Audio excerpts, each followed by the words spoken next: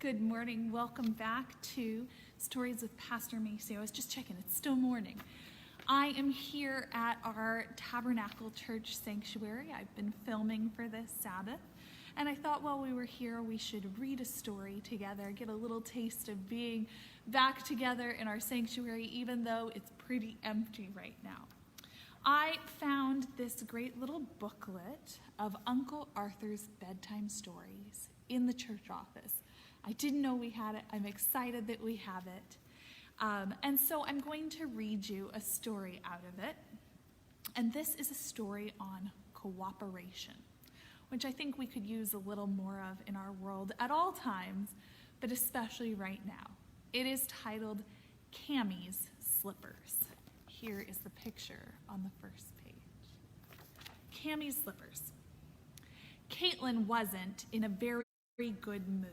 She was grizzling, if you know what that means. It's sort of halfway between a cry and a whine. Little girls get the complaint every now and then, usually when they want what they can't get or when they don't like what they do get.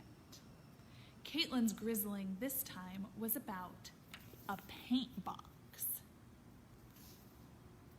You see, Caitlin had a paint box, and her sister Cammie had a paint box. Cammie had used up all the paint in her paint box.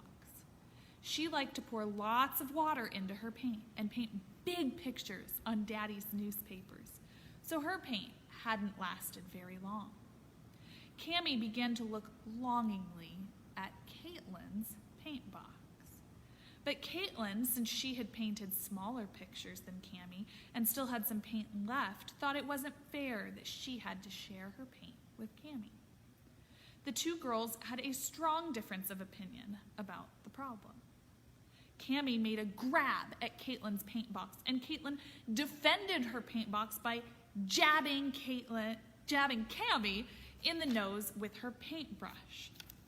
It was a very unhappy quarrel, and it might have become much worse if Mother hadn't suddenly appeared and marched both girls outside to cool off. But Caitlin didn't forget her troubles and grizzled all the time about what Cammie had done or tried to do. She told Cammie that she would never let her have any of her paint, never.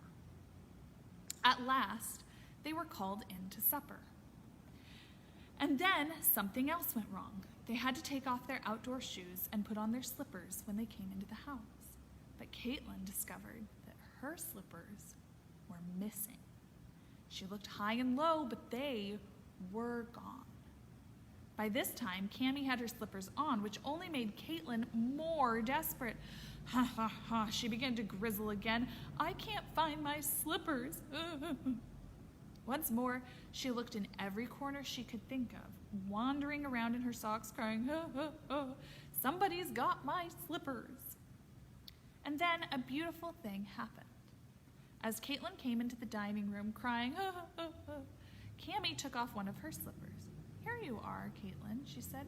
We'll each have one. Caitlin's face lighted up with a smile as she eagerly seized the slipper and put it on her left foot. Then, hand in hand, they went off together to hunt for Caitlin's slippers. How funny it was to hear them wandering around the house, clod thump, clod thump, each one with one foot in a slipper. Suddenly, there was a cry of joy. Caitlin's slippers were found in their usual place, of course, under her bed. Happily, they came down the stairs together, hands clasped and smiles on their faces. After supper, they were allowed to stay up a little while since Mother wanted to finish the ironing before putting them to bed. So they began painting Daddy's newspaper again, and two brushes dipped vigorously and with perfect peace and harmony into Caitlin's paint box. Cammie's happy little thought had driven all the grizzles away. I hope that as we read stories, you don't just enjoy the story, but you also think about how we can live out those lessons that we learn in the stories and how we can get along with others and maybe build bridges, offering each other a slipper, as it were. I hope you have a wonderful day, and I'll see you again soon.